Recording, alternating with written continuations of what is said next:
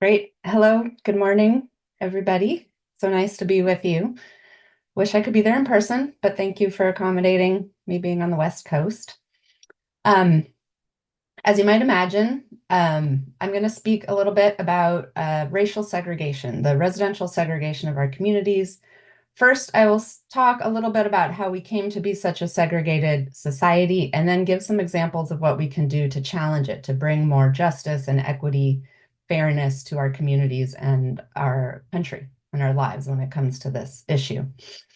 So I'm going to start by talking about this idea of de facto segregation. It's the explanation we've adopted as a country to explain why our communities are segregated, why cities, metropolitan areas all over the country in all regions are segregated by race, particularly the segregation and separation of whites and African Americans in different communities. And we tell ourselves that this kind of segregation is something different than the laws that segregated the South, the segregation of restaurants and lunch counters and buses, which, was de jure segregation. And we tell ourselves that residential segregation is different. It's de facto, not caused by laws, but caused by private actors, maybe bigoted realtors or landlords or banks who refuse to sell or rent or give mortgages to African Americans to live in white neighborhoods, or that it was caused by personal preference. We like to live around people who look like us, and so we just sort of self-sort into same race neighborhoods. Or maybe it's a question of economics, that economic status and race tend to track in this country, and neighborhoods are formed by your economic status. And that's why, so it's just an accident that we happen to be racially segregated when really it's an economic segregation. Well, we look around, many of us look around this country and think it's too bad that we're so racially segregated. But there's not much we can do about it, because anything that happened by naturally or by accident can only unhappen by accident. There's not only nothing we can do, but nothing we should do about it. We can only just wait for it to magically go away. So the Supreme Court has agreed with this de facto segregation idea. Chief John Roberts has written in several opinions that because the federal government had no role to play in creating segregation, it has no role to play in challenging it or undoing it. So very pervasive idea. Well, in 2017, my father, Richard Rothstein, wrote The Color of Law. And in that book, his main argument was that this de facto segregation idea is an utter myth. And he said, sure, private action played a role, those landlords and realtors and mortgage brokers, developers, insurance companies, but their actions were incentivized and often explicitly required by government policy, all levels of government, local, state, federal government, that passed policies and adopted programs and laws that required that as communities developed, they developed on a segregated basis, and then required that segregation to be sustained. Now, these laws were violations of the Constitution, as much a violation of the laws in the South that segregated lunch counters and restaurants and buses and schools. They were as much a violation of the Fifth and 14th Amendments as those laws. Now, his call to action in The Color of Law was, once we reckon with this history and accept that the true way we came to be segregated was through our government breaking its own laws to create this racially segregated society, then we'll see that we have an obligation to do something about it. Because when our government violates its own laws, we have an obligation to remedy those violations, not only to fix the laws that are violating the Constitution, but to remedy the ongoing impacts of those violations. Well, so far, nobody has stepped up to meet this obligation to remedy racial segregation. I'll give one example because I think it's important to understand sort of the long impacts of these laws and policies, even though they happened in the past. So one example of how the government created a segregated apartheid society in this country, it comes from after World War II, when millions of war veterans were returning from the war, starting families. We had the baby boom. There was a housing shortage. All of these growing families couldn't find homes because, it was right after the war when not many civilian homes were built. And prior to that was the Great Depression, not many homes built then either. So there's a huge housing shortage. Might sound familiar. We're in another one today. At the time, the federal government decided it wanted to meet this demand for housing by building suburbs where they didn't already exist. So at the time, we weren't a very suburban economy. We were mostly an urban country. People, if they weren't farmers, they lived near urban areas because that's where the jobs were. There were manufacturing jobs or jobs that supported manufacturing industries. And those factories had to be near ports and rail lines, which were in urban centers. The industries, they employed people of all races. So people of all races lived near those work centers and in urban areas. They weren't perfectly racially integrated, but they were a lot more racially integrated than they are today. And then when the federal government after World War II wanted to build more housing, what it did was subsidize the building of suburbs to move whites out of urban centers into suburban communities.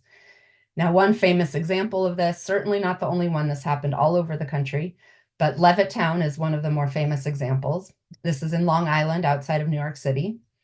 It was built by a builder developer named William Levitt. He wanted to build 17,000 homes for white families working in New York City on Long Island, which was rural at the time. There weren't a lot of people living there. So he didn't have the money to finance building 17,000 homes by himself. He couldn't get a bank loan. It seemed very speculative, slightly crazy to put 17,000 homes where no people lived. But the only way he could build Levittown was through a federally backed loan guarantee provided by the Federal Housing Administration, so the federal government, that told William Levitt, look, we'll give you this federally backed loan guarantee to build your 17,000 homes if you promise to only sell your homes to whites.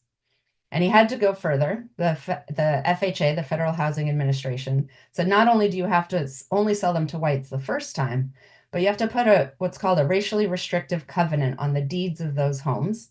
And that said that the home could only ever be owned or occupied by whites. This was written into the deed of the home. It stays on the deed forever. Now, this was written into the FHA manual for appraisers who went around the country deciding which suburban development proposals the federal government should subsidize. And one of the criteria was that the proposed development was nowhere near where African Americans lived. And if it was, in some cases, the federal government required the developer to build a wall in between the new white community and the existing African American community. This was no secret at the time. It was written into the policy manual. It was explicitly required by the government to create this kind of segregation where it didn't already exist. So this idea that this was an accident or just private actors, that this was de facto segregation, obviously is nonsense. This is just one of many, many examples of government actions that did the same thing, creating racial segregation where it didn't exist before. Now, we might think, well, that's no longer in effect. Those kinds of government policies have been changed. Those racially restrictive covenants are no longer legally enforceable. So why are we still talking about this? Well, those actions of the past have very long consequences, even though we're not still replicating those actions today. So William Levitt, he was a bigot and he wasn't shy about it. He said at the time that if he was left to his own devices, he wouldn't have sold his homes to African Americans.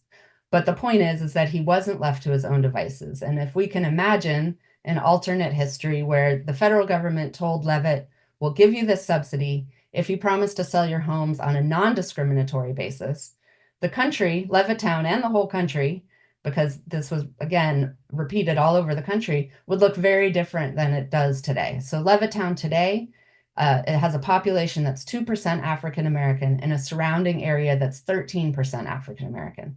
And that disparity can be traced back to the policies in place when the development was first built and sold on a restrictive basis to only whites, explicitly prohibiting African Americans from buying those homes. Now, those homes, when they were first built and sold to white families, they were affordable to working families of any race. They cost about $120,000 in today's money. That's a very affordable price for a home in a suburban community, almost anywhere in the country today.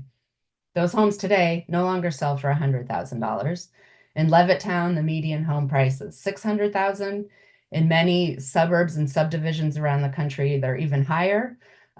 I live in California, where many of these communities that were built this way, the median home prices are over $1 million or $2 million. So those whites who were subsidized to buy those homes, not only through the subsidy given to the developer, but through subsidized mortgages provided only to whites through the FHA. They bought homes that were affordable, and then over time, they accumulated a lot of wealth. Now, they didn't buy homes with that intention. They bought a home because they needed a place to live. It wasn't sort of the expectation like it is today that buying a home will increase your wealth exponentially. But that's what happened. They built up wealth through the accumulated value of their homes. They could use that wealth to send their kids to college, to weather health emergencies, to enjoy their retirements, and most importantly, to help their own children buy and grandchildren buy their own homes. African Americans explicitly prohibited from building wealth in the same way. So that's why today we have an income gap between Blacks and whites that's concerning, subject of a different talk, but average African American household income is about 60% of average white household income. You would expect the average, the wealth disparity to be about the same as the income disparity. Two families who make the same amount of money can save about the same amount of money. But while the income disparity is 60%, average African American household wealth is 5% of average white household wealth. That's a huge disparity that can be traced back to these policies that helped whites build wealth through home ownership and explicitly prohibited African Americans from doing the same. Even though those policies are no longer in place, the tails, the long consequences are things we're still living with. So that wealth gap, again, we now have the Fair Housing Act that was passed in 1968 that says that kind of discrimination is no longer legal. But it doesn't do anything to address the disparities like the wealth gap that already exist that don't just go away when you make discrimination in the future illegal. So that's why these policies of the past that created segregation are something that we should still be concerned with and still be looking to figure out how to remedy. So that wealth gap, it's only one of the ongoing consequences of segregation. Our segregated neighborhoods are also to blame for many of our most serious social problems and biggest racial inequities. Segregated neighborhoods, they lead to massive disparities in health, income outcomes, educational outcomes, incarceration rates, exposure to crime between children, Black children and white children who grow up in separate segregated communities. African American children who grow up in segregated neighborhoods, they live in neighborhoods that have, dirtier air. They're closer to freeways, highways, industrial land uses, built on formerly industrial land uses. So there's toxins in the soil. Those children then grow up to have higher rates of asthma, higher rates of cardiovascular disease, higher rates of cancer, and shorter life expectancies than whites who grow up in white communities. So not only do we have an obligation to remedy segregation because of the unconstitutional nature in which it was created, we also have a moral responsibility because of the impacts it's having on our lives and the lives of our neighbors and our community members.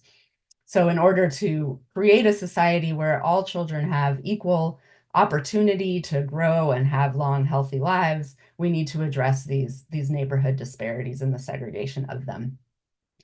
So The Color of Law has been out for several years now. Many people have read it. A lot has changed in the conversation in this country since 2020 around issues of race. And we no longer, the de facto segregation has less currency. It's still, believed by a lot of people, but more people understand the true reasons that we are a segregated country, the unconstitutional actions that our government took to make it this way. And more people are starting to see that we have an obligation and a responsibility to do something about it. But again, doesn't mean we know how to live up to that obligation. It's not easy to look around and know how to fix the segregation of our neighborhoods. So my dad and I teamed up to write Just Action, which came out last summer, and it attempts to provide ideas, a lot of ideas, to local community groups, residents of communities who are interested in figuring out how to challenge the segregation of their communities and remedy their ongoing impacts. And what we argue in Just Action is that to live up to our obligation to remedy and redress segregation, we need a newly activated civil rights movement. So the civil rights movement obviously made big, huge gains in racial equality in this country, but it left residential segregation virtually untouched. So it's time for that movement to be re-energized and focused on residential segregation. Now, to do that, we believe that we need to start locally, building groups in our own communities that can start to take on these issues.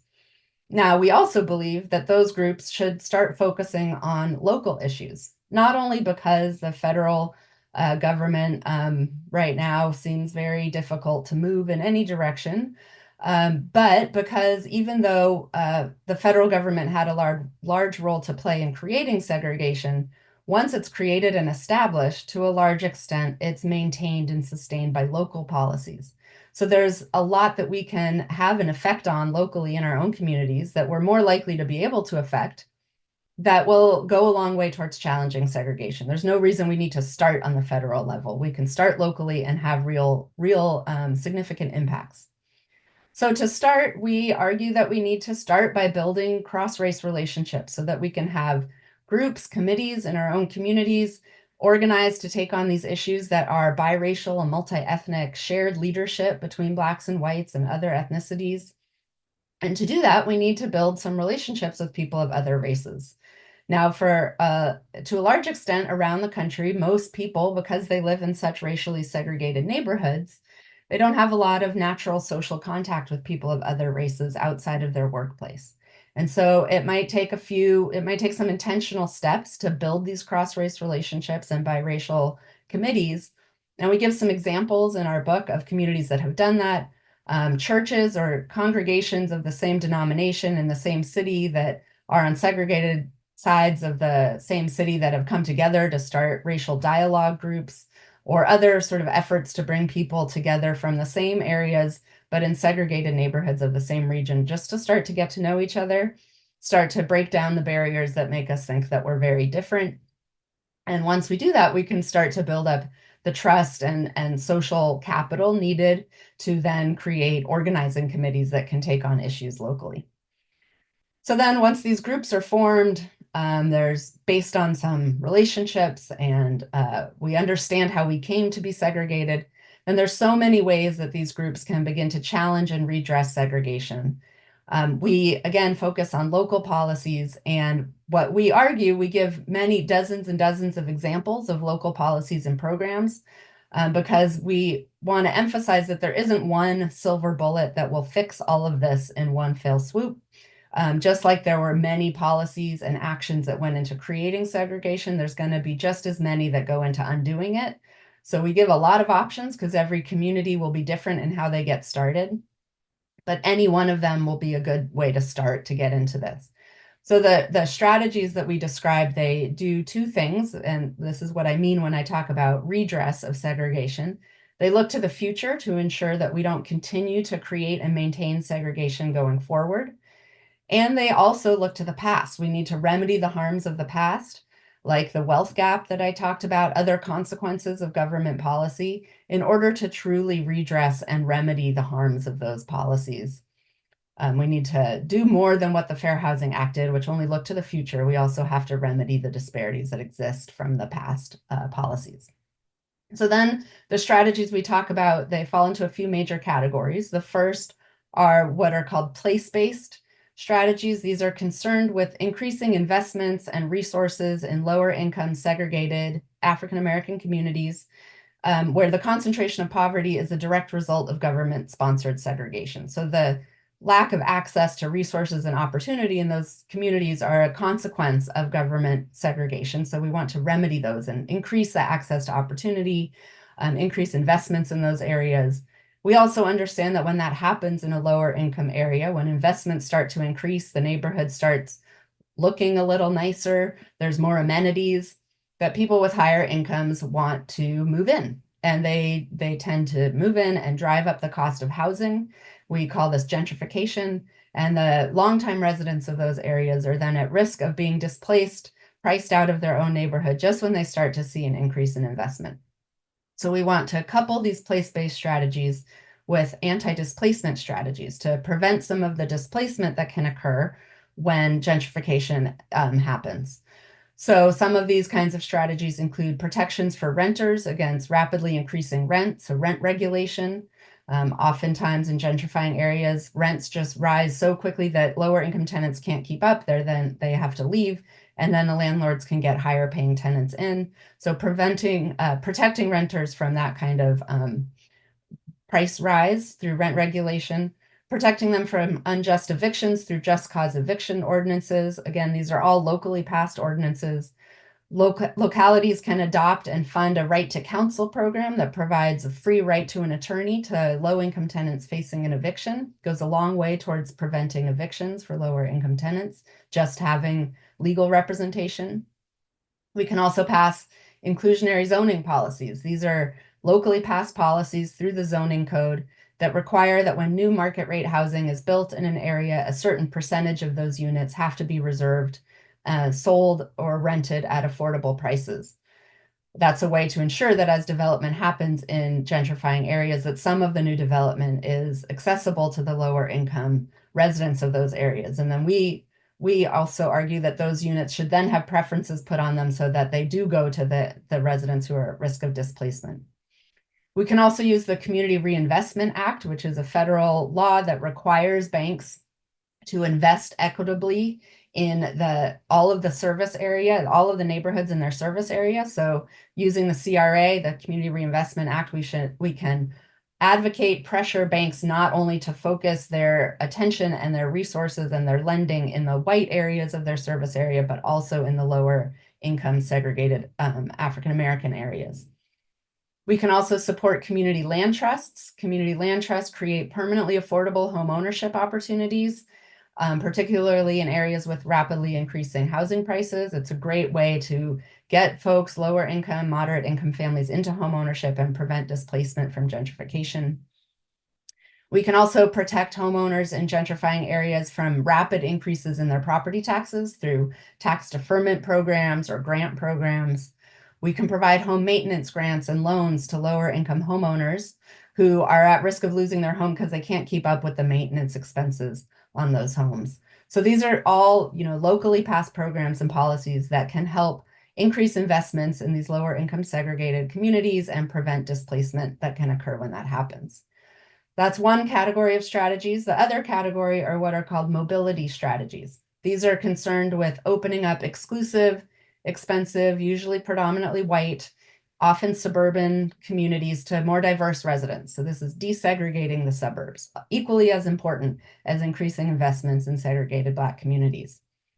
We can do this through zoning reform. There's a lot of talk around the country about changing zoning, because changing zoning is also a first step towards meeting our housing affordability crisis in this country. It's also a first step towards desegregating our communities, because zoning reform or single family only zoning, when a community only allows one house per lot, is a way to ensure that those homes stay expensive and only accessible to people with intergenerational wealth, which are, more likely to be white families. So by changing zoning, we can allow a more diverse housing type. So 2 homes per lot, 3 homes per lot, 4 small multifamily buildings. In communities that previously didn't allow that can allow a broader range of housing types, a broader range of affordability options, and provide opportunity for a broader range of people with different income levels to move into those communities. We can provide subsidies, rental subsidies, home ownership subsidies to people who've historically been excluded from these communities to live there. We can ensure that as we're building new housing, including affordable housing, which there's a lot of talk and attention on these days, we can ensure that we're not only citing that affordable housing in low-income communities, but also putting it in areas that are higher income and higher cost, and what are called higher opportunity areas with access to clean air and well-resourced public schools. And then we can make sure that the Housing Choice Voucher Program, or the Section 8 program, is a better tool for mobility for low-income tenants. The Housing Choice Voucher allows low-income tenants to move out of high poverty areas if they want to, but very few of them are able to do that for many reasons. One is because voucher holders, according to the federal government, can be discriminated against by landlords for using a voucher to pay their rent. Now, many localities, including DC, have laws on the books saying that kind of discrimination is illegal, but those laws need to be enforced and monitored. And the only way to do that is to ensure landlords and tenants are aware of these anti-discrimination laws. And then individually, we can participate in programs that help to identify where that kind of discrimination is occurring. These are called paired testing programs. And this is when a fair housing center or civil rights organization sends volunteers to pose as potential tenants to a unit that's listed as for rent. And if you're testing for Section 8 discrimination, one of the testers will say they use Section 8 to pay their rent, and one will say they don't. Otherwise, they have similar characteristics. And you can see how they're treated. If the one who says they use Section 8 to pay their rent is told, I'm sorry, the unit's already been rented, and the other one is shown the unit, then that's a clear instance of discrimination against tenants who use Section 8. Now, the only way to really find where that's happening is through these paired testing programs, and those programs need volunteers. So that's an easy way for us to get involved individually in efforts to combat discrimination in housing in our own areas. There's the Equal Rights Center in Washington, D.C., the Fair Housing Action Center in Maryland. Those both do testing programs and often are looking for volunteers. And then there's another category of strategies that have to do with home ownership, increasing the access to home ownership for African Americans in any neighborhood, and then addressing the ways that the wealth building potential through home ownership is limited for African Americans compared to whites. So we can do accomplish both of these goals through several different kinds of strategies, down payment assistance programs that are race-based, so targeted to African American homebuyers, because the policies that have led us to the wealth gap, whereby African Americans have less access to cash for a down payment today, those policies of the past were race-based. So in order to truly remedy those harms, our solutions today should be race-based, even though there's a lot of talk about how we are a race-blind society. I think, I don't have time to get into it, but I don't believe that's true. And so the way to actually create equity in this society is to create solutions that are explicitly tied to the harms and how those harms were created. These harms were race-based, so our solutions should be race-based. We can also reform the credit scoring system to count rental payment history into the credit scoring algorithm. Today, if you've been a renter your whole life, you don't get a benefit for paying your rent on time for 30 years in your credit score.